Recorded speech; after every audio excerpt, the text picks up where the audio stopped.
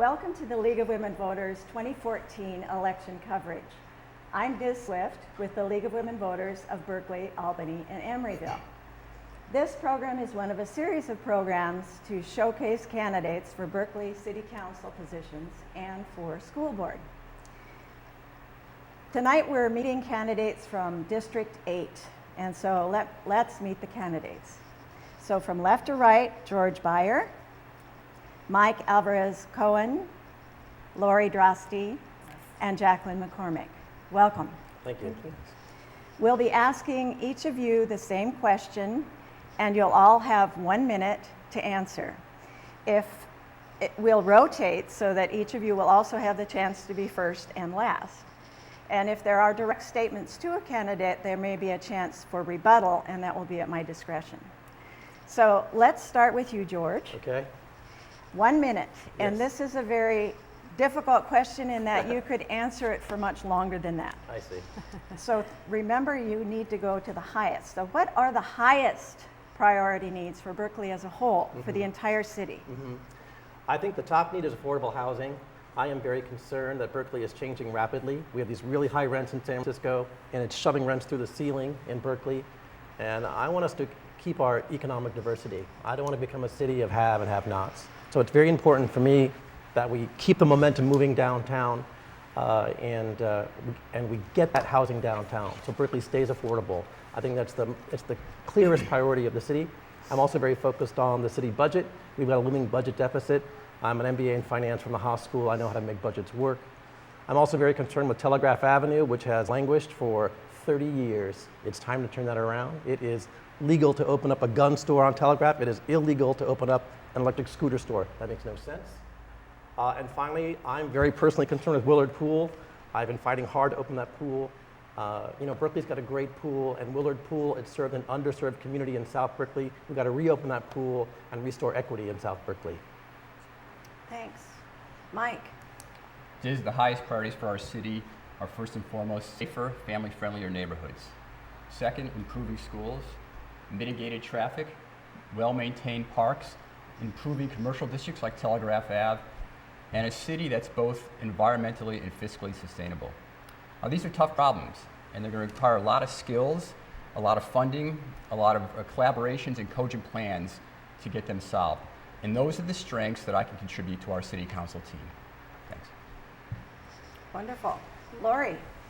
So citywide, I think we have broader challenges like the loss of business, problematic street behavior, lack of vitality in some of our commercial corridors. I'm also concerned about the academic achievement gap in our schools. And I think as an educator, I can play a real role in that partnership in addressing the academic achievement gap. In District 8 itself, I'm concerned with empty storefronts, too much traffic, and lack of viable parking. Of course, I'm concerned with crime, and I've addressed many of these issues as chair of the Commission on the Status of Women. I've led the efforts to reduce sexual assaults in the city and on campus. And also, I want to make sure that we have adequate recreational facilities for our children. Super.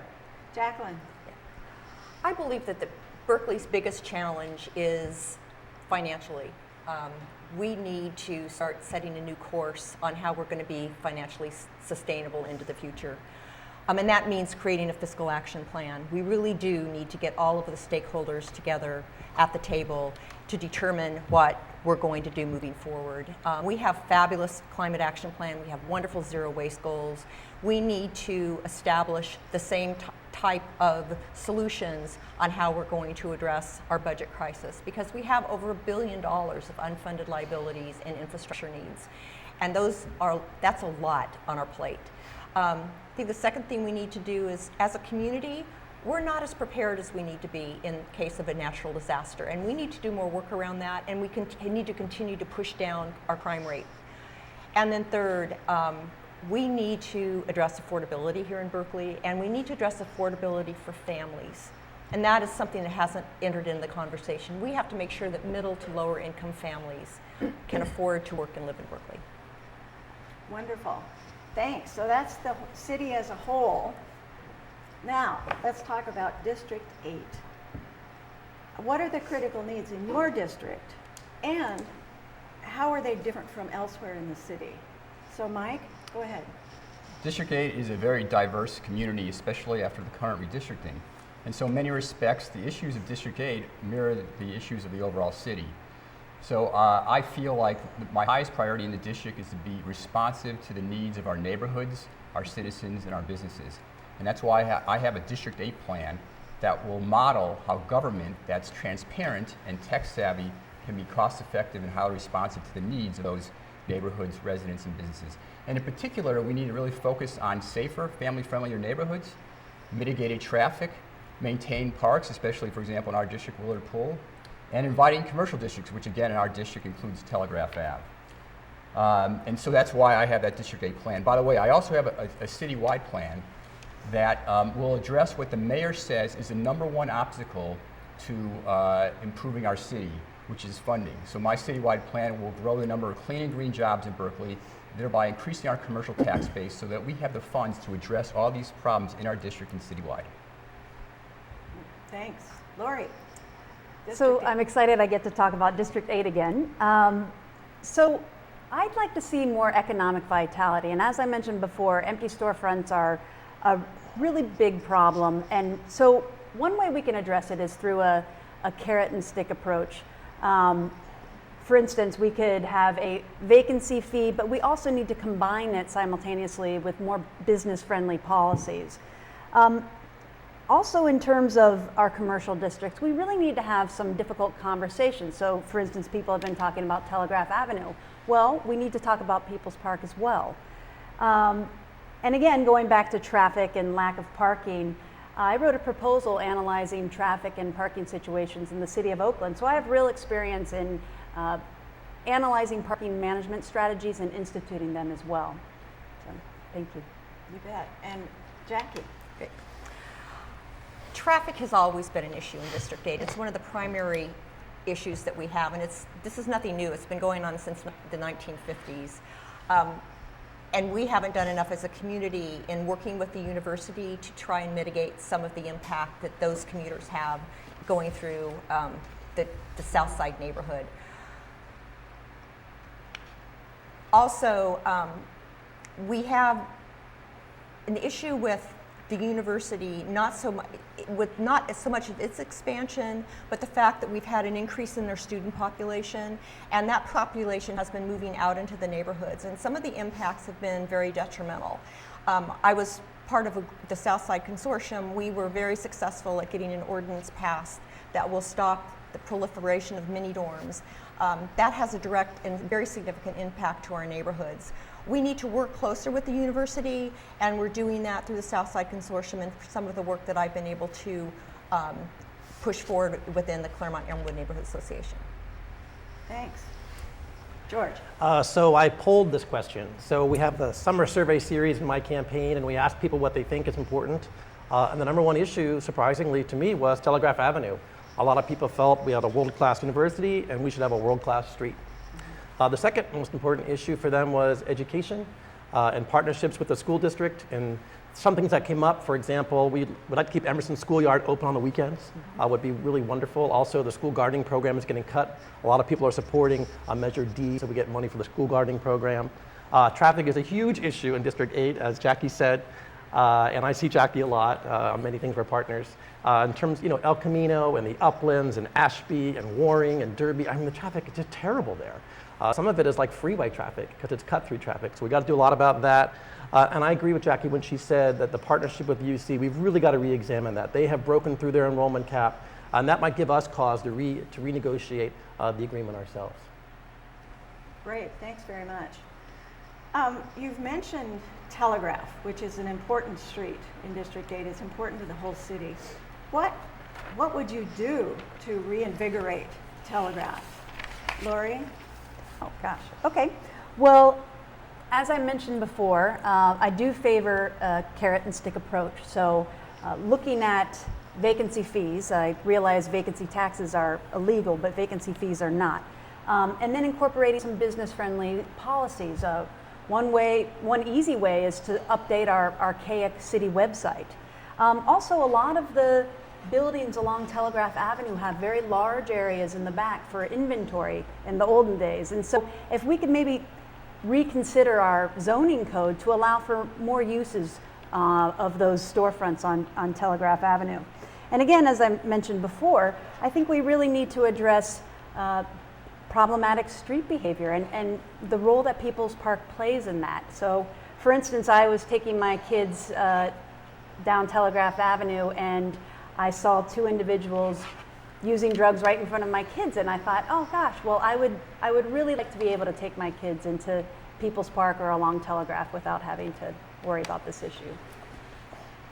Jacqueline. Yeah. I think we've come a long way in increasing the density north of Dwight Way to add more housing so we have a greater mix and we'll have more people on the street. I'm a little bit troubled on how some of these projects are coming forward as condominiums that could be purchased by international parents for their children. I think that we need more housing for students and we need housing that's affordable for students.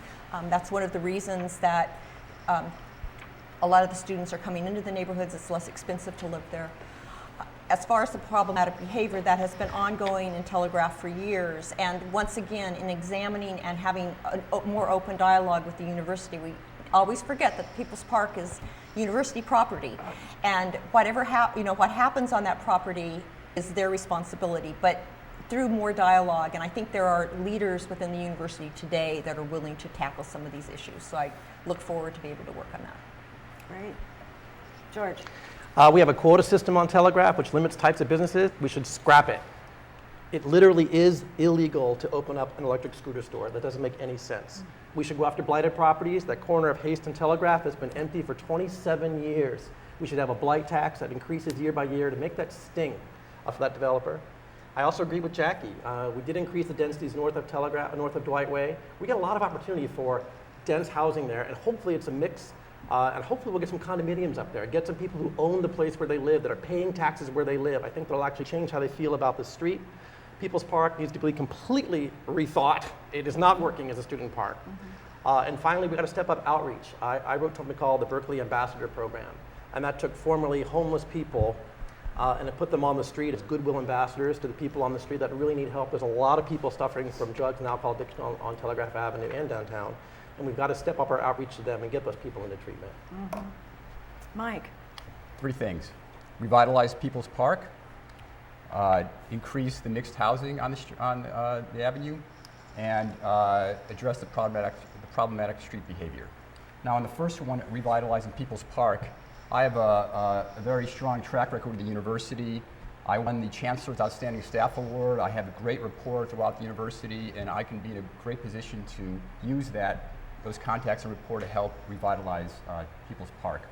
Second, on increased housing and revitalized retail, I've been on the Zoning Adjustments Board for 8 years.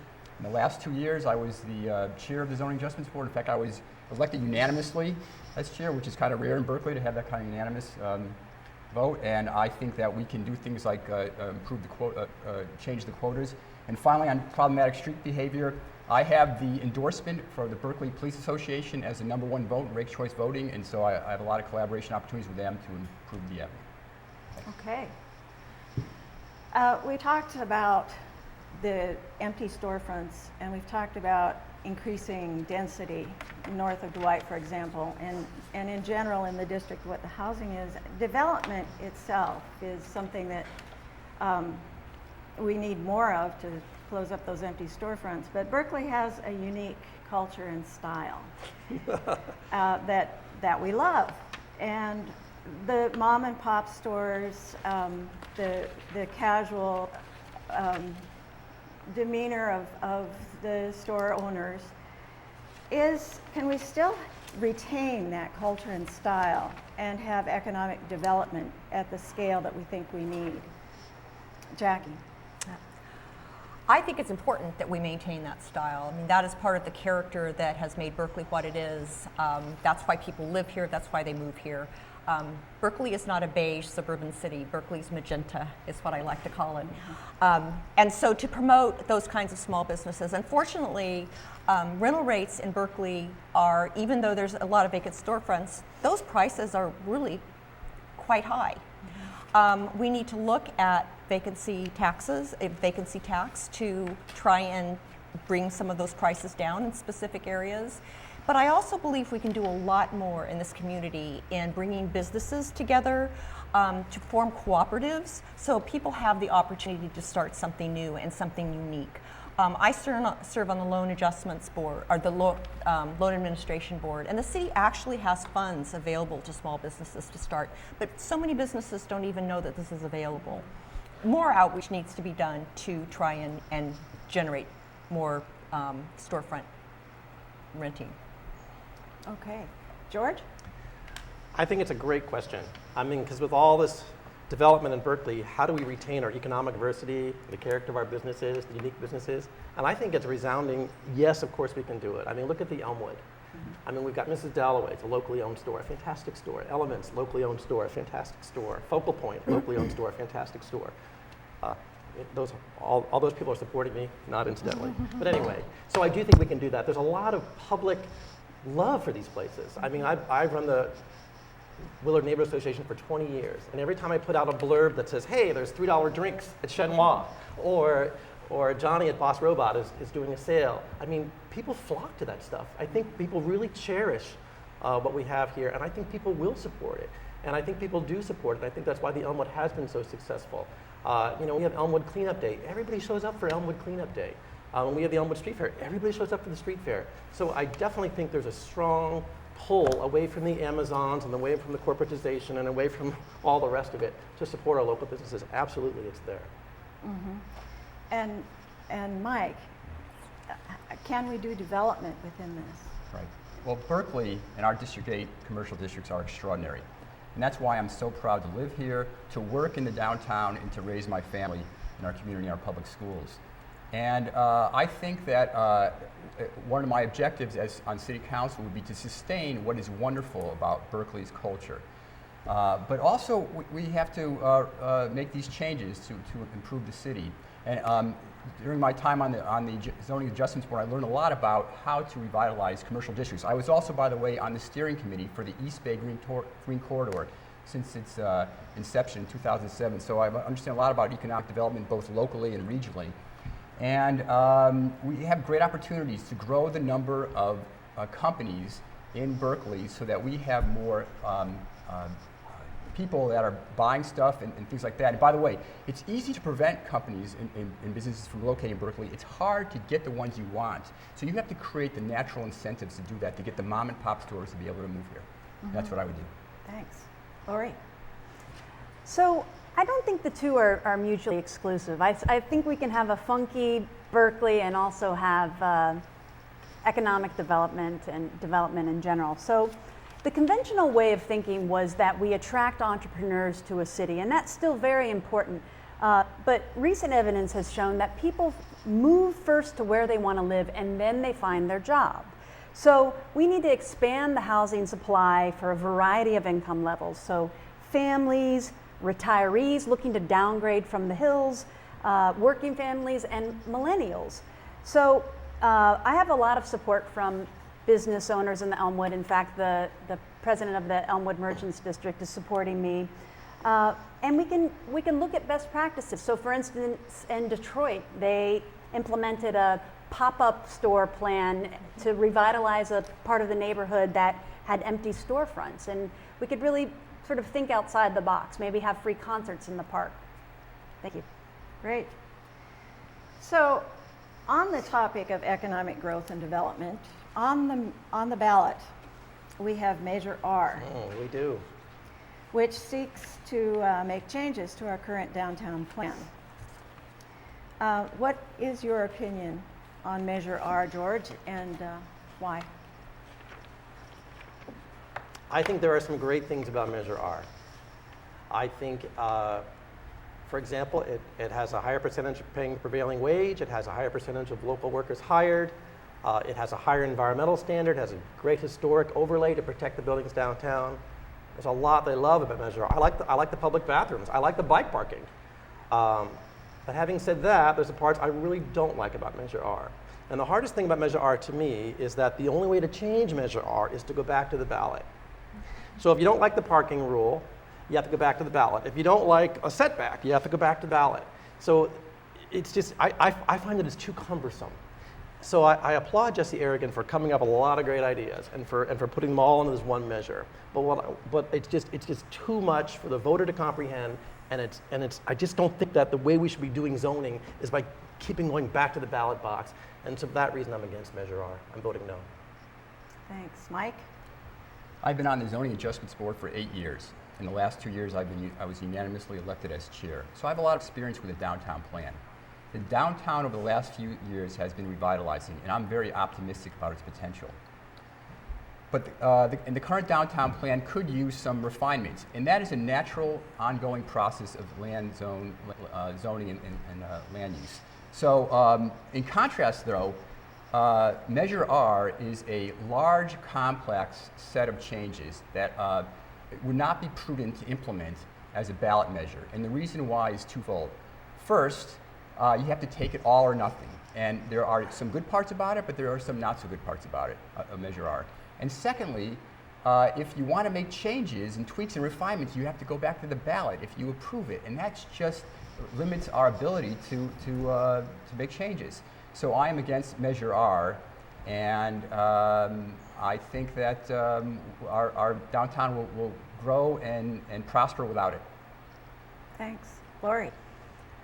I too think that downtown has made some great strides over the past few years, and I think this ballot measure is well intentioned but misguided. And I've done a fair amount of research, and an organization I really respect, Transform, discussed this ballot measure and why they thought it would be against the environment, and also how actually it has misguided even bicycle parking policies. So the reasons why I oppose it are, I think it undermines public participation in the process. There were 200 meetings over, I believe, 6 years, and this was written by just a few people. I also think it contributes to greenhouse gas emissions because it requires parking and it doesn't allow for zero parking. We'll lose revenue. The hotel downtown is being stalled right now, and we prize our social services, so we would lose revenue there, and it creates fewer affordable homes. The Nonprofit Housing Association of Northern California found that the initiative would reduce the ability of creating more affordable housing. Thank you. You bet. Jackie? Certainly, and I'm the only person out here supporting Measure R, and I'm doing it for the following reasons. And I'm going to share with you what was on the ballot in 2010 when we originally passed Measure R. And as far, there was a community process that was years in the making and with hundreds of participants, but that was not the Measure R that went on the ballot. The Measure R that went on the ballot was one, and it was even discussed yesterday in the Chamber of Commerce meeting, that was developed and written by a group of developers in Livable Berkeley, and it circumvented that public process. But let me share with you what was on the Measure R language in 2010. Do we want to make Berkeley one of the greenest cities in the United States by meeting our climate action goals, concentrating housing, jobs, and cultural destinations near transit, shops, and amenities, preserving historic resources, enhancing open space, and promoting green buildings? Of course we want all of that, and that's why our community voted for it, but that's not what we've gotten. All of those benefits were voluntary. This measure mandates those benefits. Okay, we've talked about greenhouse gases. Berkeley, when in the election, I can't remember when, voted overwhelmingly, over 80%, to have a climate action plan. That's been put in place. It's been recognized nationally and internationally, and we're going forward. We've done some of the easy stuff, and now we're doing the harder stuff. How effective do you think the climate action plan is, Mike? And what, if anything, should we do differently or emphasize more? one of the philosophies that's driving my platform is what I call the 3 pillars of sustainable government: fiscal sustainability, institutional sustainability, and environmental sustainability, and that is key. And our climate action plan for Berkeley put us on the right course for that sustainability. However, we've fallen short. The most recent report to the City Council showed that we're below our targets, and so we need to step it up. And on the City Council, I would be an advocate for ways to do that. And there are several approaches, but a lot of it may have to do with, back to your issue about development, is growing the downtown in West Berkeley in ways that put jobs in proximity to housing and mass transit. And again, in my experience on the steering committee of the East Bay Green Corridor and on the chair of Berkeley Zoning Adjustment Board, I have a lot of knowledge about how to make that happen, and that's why I have this citywide plan that will grow the number of clean and green jobs in the downtown in West Berkeley, so that we can have the funds to address our climate action projects. Thanks. Lori? So I agree with Mike in that we really need to start embracing smart growth policies, because our population is going to get larger and we need to do something about it. We need to prioritize and plan our cities around people and not around automobiles. So I think the Climate Action Plan is actually a very good plan, and it's doing remarkably. However, I think we need to have more performance metrics incorporated into the Climate Action Plan. So 3/4 of the cycling and walking plan have no measurable targets. And they also have no measurable targets in terms of water consumption and gray water harvesting. So we need to have these outputs in order to measure how successful a program is. So we are off target on several of these things, but again, we're making great strides, and I wholeheartedly support the Climate Action Plan, but that means, again, that we need to prioritize people and not cars. Jacqueline? Our Climate Action Plan has some great goals, and we are falling short of them somewhat, but I don't believe that the community and the people who live here are as engaged in meeting those goals and understanding what they mean and what we could do to contribute to ensuring that Berkeley is truly one of the greenest cities in the country. And I believe that should be our goal, and we need to work harder at getting there. There has been real outreach to our residential community or our small businesses, and finding ways for them to finance solar.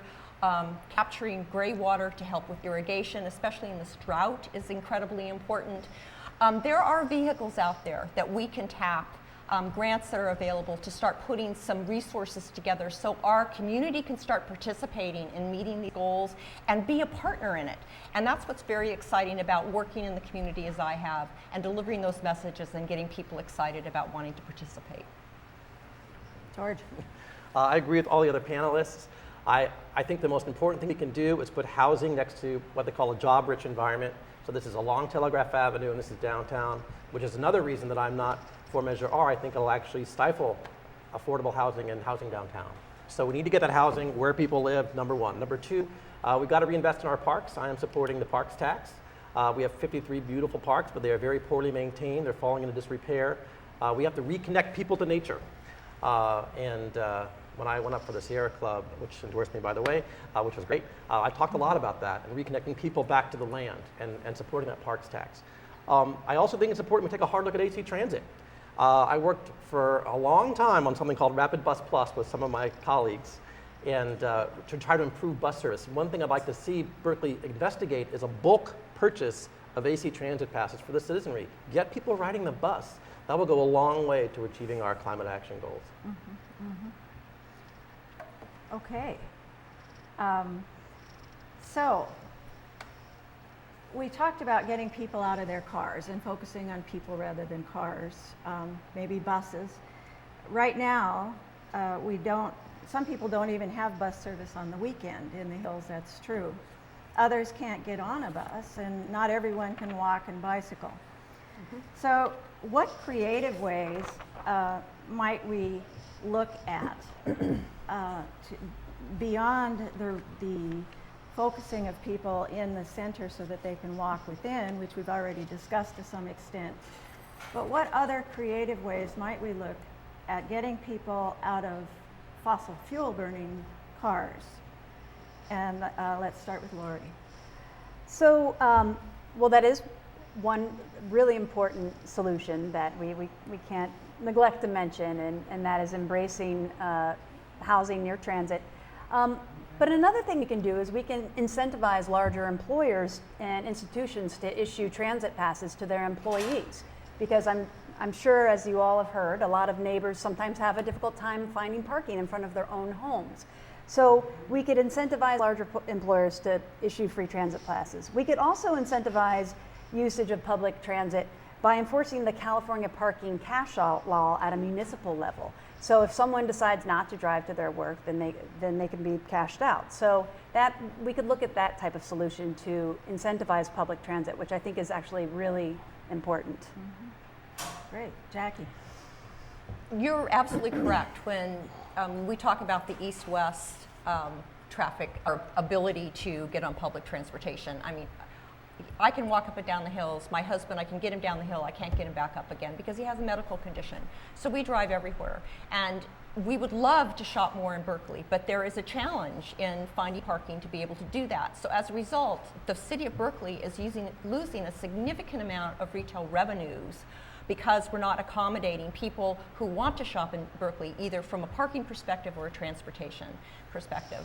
It's a costly venture to provide some kind of on-call service in smaller runaround kind of vans that would be electrically operated.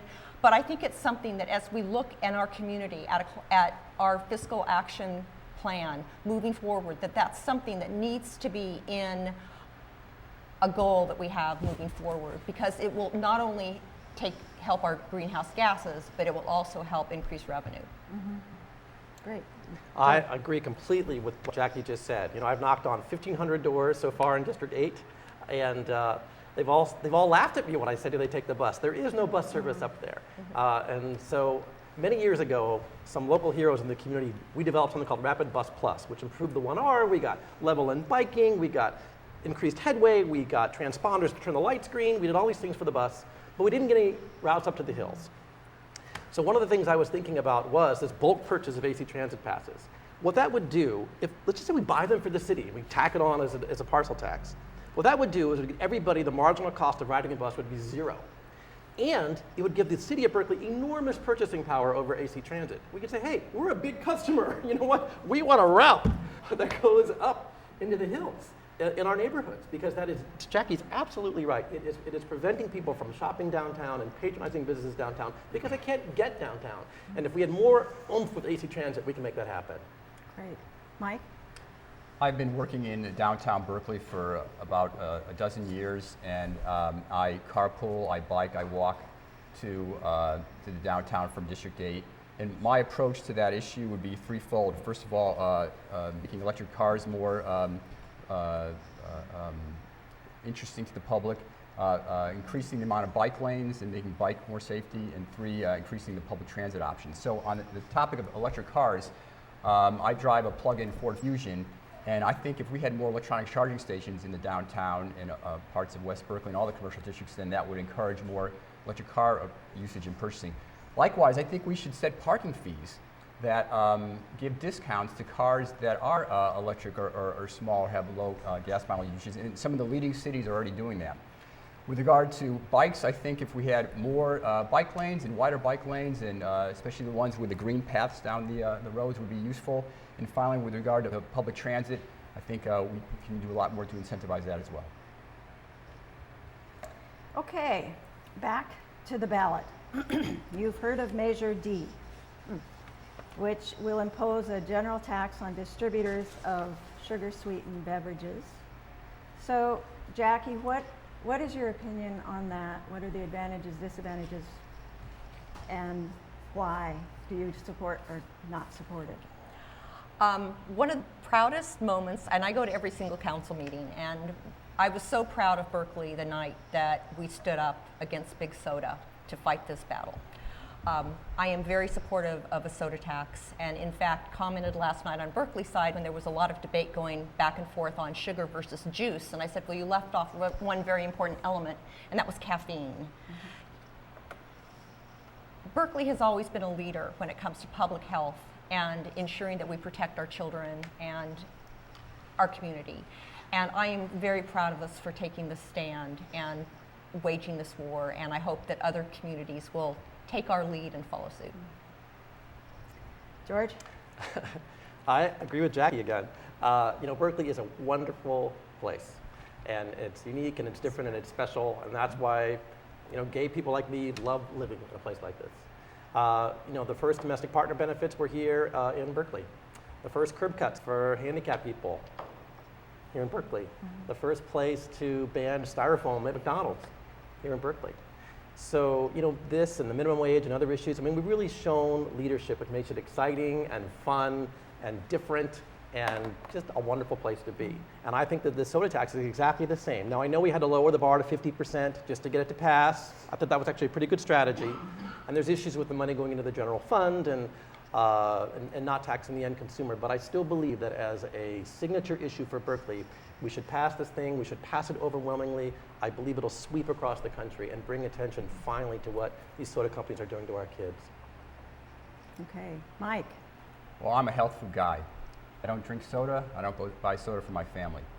Furthermore, I've been working in downtown for many years now, and I see the kids coming out of the stores with soda in one hand and junk food in the other for breakfast and throughout the day. And I'm sad about that. Now, realistically, I'm not quite sure how much the tax will impede children and adults from buying and drinking soda and junk food. But I think that we can educate that community to stop that habit.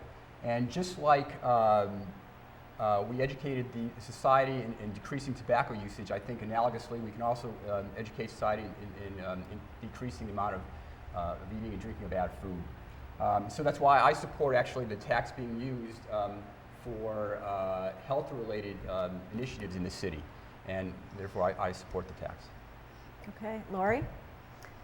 Well, I was just talking about food and health this morning with Alice Waters on the phone, who's supporting my campaign, and I told her that I approved of the soda tax because 1 out of 3 children will get diabetes at some point in their lifetime, and soda is a link to that.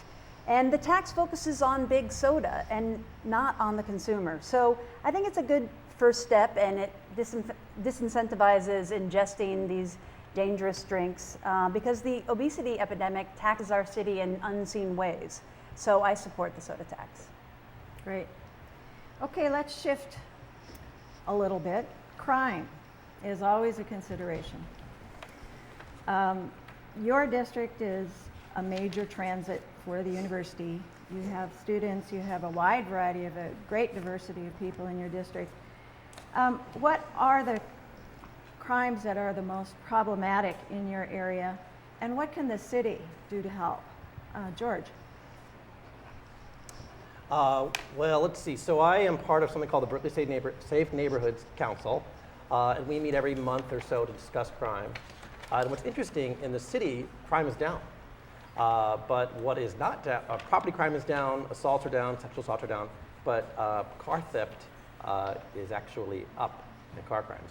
I think the key, there's 2 keys to this, and one is eyes on the street. What they talked about last night was it's the active citizenry that reports crimes, that's very active in their community, that forms neighborhood watch groups. Those are really the keys to solving crime and preventing crime. And I mentioned earlier, I wrote something called the Berkeley Ambassador Program. And I used to work in a drug and alcohol rehab center. I was a volunteer, actually, on the board. And we had this huge problem on Telegraph with a lot of crimes, these property crimes. And our thought was, well, if we could get people patrolling Telegraph as goodwill ambassadors, well, then we could probably reduce crime on Telegraph. So I wrote that proposal. I presented it to the city council. I presented it to Telegraph Business District and downtown. And the Berkeley Ambassador Program was born. And that has really, I think, made a big impact on what's happening downtown on Telegraph Avenue. It's eyes on the street is the key. Okay. Mike? Well, safe and family-friendly neighborhoods are one of my top priorities for the city, and especially District 8. And property crime in particular is a big problem for District 8. I went to police briefings to learn about how they're addressing issues, and I also went on a police ride-along, and that was fascinating.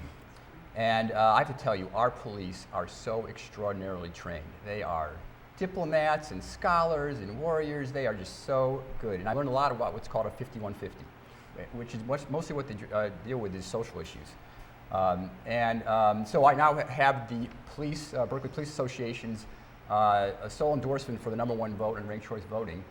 And part of why I got that is because I support maintaining their training, and also I support data-driven policing. And I think we can do more of that in Berkeley with the right tools, and that will help us really focus on the high priority areas and resolve those problems. Lori? So I have a really good relationship as well with the Berkeley Police. I'm honored to have their endorsement as well. And I've worked with them in particular over the past year on sexual assaults, and I've been leading the fight against sexual assaults both on campus and in the city. And in fact, I created a partnership with the Mills College Public Policy Program. So we take students within the entire graduate program and have them look at an issue within Berkeley and provide concrete policy recommendations. So this past year it was sexual assaults, and the year before it was the sexual trafficking of minors. So we have tangible policy recommendations that we have delivered and would like to see enacted. I also would like to say that, of course, property crime is a huge issue as well. My car was stolen off my block just a few months ago, and we really need to, again, keep our eyes open and reinstitute the community block captain program. Thanks. Jackie? You know, George and I both attend, and we did last night this Berkeley Safe Neighborhoods resurgence of that particular group, and we're looking at a lot of issues citywide. In our particular neighborhood, there's been a huge uptick in car break-ins along Avalon, Hillcrest, Domingo, Oak Knoll, all around Monkey Island. They're grab and goes, and it's becoming very problematic because the homes tend to be located up the hill. They're not close to the streets. So we need to do some more education with the public and help them understand what they can do as far as getting the right kind of camera equipment, so when these things happen, you could possibly, capture a license plate the police could track down, and the police are they would be thrilled to help the community in this. But the biggest issue that I see is the disconnection in our neighborhoods and our community. The more we get together and share information and share conversations, the better we're going to be in supporting each other around issues of crime. And I have always done that, and that's one of the big things that I'm going to continue to do when elected. Great. Okay, back to the ballot. Measure S asks voters to confirm the newly drawn council districts.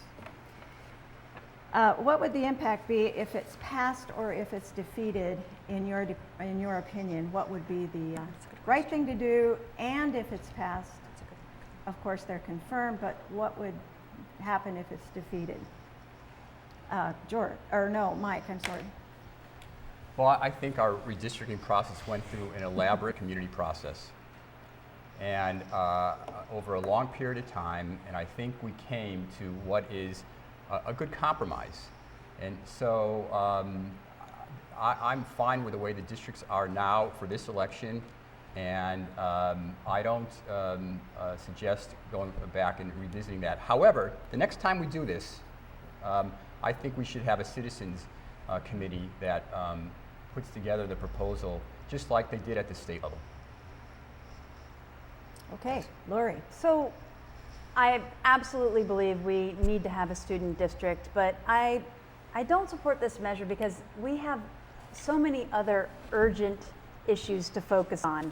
And but I do agree that we need an independent redistricting commission because this entire process was so divisive, and we need to make sure that we don't revisit this in that manner again. Jackie? I was very involved in this process and actually created the neighborhood map and then worked with the United Students District map in coming to an agreement that included both the university needs and provided for a diverse group of students to be represented, fraternities and co-ops, the north side and the south side. We came up with a consolidated map that everyone was very happy with. So I'm intimately involved in that. The problem that I have with supporting this measure is the way it ended up getting on the ballot. I don't believe that a process that is available to our community through our city charter to referend something that came before the voters should be challenged in court by the leaders of this community.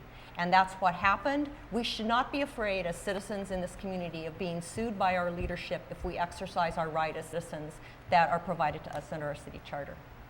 Thanks. George? I ran for office in 1996, and I argued strongly for the student district. I think I was the first person to say it, actually. I went around with a big map and said, hey, you know, we've never won a seat. I was a recent student at that time, and it's just not right. So we should have a district drawn for students, by students, so we could finally win an election. Having said that, I want to tap on what Jackie said. I mean, the process got very politicized, very. And I went to the city council several times, 2 in the morning kind of deals, and said, look, you guys, you got to compromise. One team wants this, the other team wants this. Let's just compromise. Let's get this thing off the ballot. Let's come up with a compromise plan. Didn't get any budging on the council. I mean, the partisan lines were drawn, and bang, Measure S went on the ballot. I think it was a huge mistake. Having said that, we should pass Measure S. The last thing we want to do is drag up redistricting all over again for like a 10 or 15 block difference. The average citizen doesn't care. It's inside baseball. So let's just pass this. Let's accept the lines that we have, however they were done. Let's move on and do something that's a lot more important for the city. Thanks. Okay, the last, that does it for the questions. and now we'd like to hear from each of you. Give us 2 minutes on why your constituents in District 8 should vote for you, what separates you from these wonderful people. All right. George, go ahead. And we speak to that? Okay. Oh, thank you. Well, first I want to thank you and the League for putting this forum on. It's been fantastic. A bit about myself, I came to Berkeley from New Delhi. I was a BA at Berkeley. I also went to business school, at Haas. I've been on 12 city boards and commissions, design, review, and parks and waterfront and zoning. I've been the president of my neighborhood association for about 20 years. Wow. And I've also been on the board of nonprofits. As I mentioned, I was on the board of Options Recovery. And I did write that ambassador program, which put homeless people to work as goodwill ambassadors. So why should people vote for me? They should vote for me if they want a leader with backbone, with experience, that knows how to get things done. People should vote for me if they care about affordable housing, if they want to keep the momentum downtown. People should vote for me if they care about the budget. I'm an MBA from the Haas School in finance. I know what I'm talking about. People should vote for me if they care about Telegraph Avenue. Like I said, it is legal to open up a gun store, illegal to open up a scooter store. Doesn't make any sense. People should vote for me if they care about Willard Pool. I am not giving up on Willard Pool. North Berkeley has a terrific pool in King Pool, and South Berkeley does not. And Willard Pool, it was emblematic. It served an underserved community, safe, healthy recreation. We're going to pass a soda tax to help kids. Well, we should give them places to exercise. And finally, people should vote for me if they just want to get stuff done. I've got a 20-year track record that people can trust, that the Sierra Club trusts, that Jesse Aragon and Daryl Moore and Susan Wengraff trust, because they know I can build coalitions, they know I can lead teams, they know I can get the best ideas out of people and get things done. And if you vote for me, we'll build a progressive city that works. Great, thanks, George. Mike. Berkeley and District 8 are extraordinary. That's why I'm so proud to live, work, and raise my family in our city. I want to be our city council member to sustain what's wonderful about our community, but I also want to address our problems. Our top issues are my priorities, and they are safer, family-friendlier neighborhoods, improving schools, mitigated traffic, well-maintained parks, inviting commercial districts, and a city that's both environmentally and fiscally sustainable. These are tough problems, and they're going to take a lot of skills, a lot of funding, a lot of collaboration, and cogent plans to achieve them. Those are the strengths that I can contribute to our city council team. My citywide plan will bring clean jobs to Berkeley, thereby increasing our commercial tax base so that we have the funds to address our challenges. My District 8 plan will model how government that's transparent and tech-savvy, can be cost-effective and highly responsible to the needs of its neighborhoods, its residents, and businesses. I have a track record of award-winning public-private partnerships that demonstrate my results-oriented skill set. For example, I co-founded the Berkeley Startup Cluster. I co-founded the East Bay Innovation Center in West Berkeley. I co-founded the Berkeley Skydeck Startup Accelerator in downtown Berkeley. And I also co-founded the nation's leading provider of online civic engagement services that increase public trust in government. After thoroughly vetting all of the District 8 candidates, our retiring District 8 City Council member, Gordon Wozniak, is exclusively endorsing me. I also earned the exclusive endorsement of Mayor Tom Bates, and I have the exclusive endorsement of the Berkeley Police Association for the #1 vote in ranked choice voting. I'm also endorsed by Council members Lori Capitelli and Susan Wengraf, and I have the most District 8 endorsements from by any other candidate. So I urge you on November 4, vote for a candidate like you're hiring the most qualified person to do, the most qualified professional to do a tough job. Thank you. Thanks.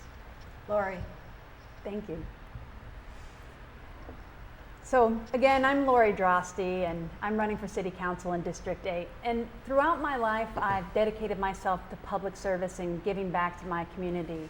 When I moved to the Elmwood 17 years ago, I knew it's where I wanted to raise my family. So immediately I got to work and started giving back to my community by volunteering with the homeless, teaching public school, and working with cities and counties to craft effective public policies. I'm running for Berkeley City Council to bring a fresh perspective and to ensure that city services are provided to all, from youth to seniors.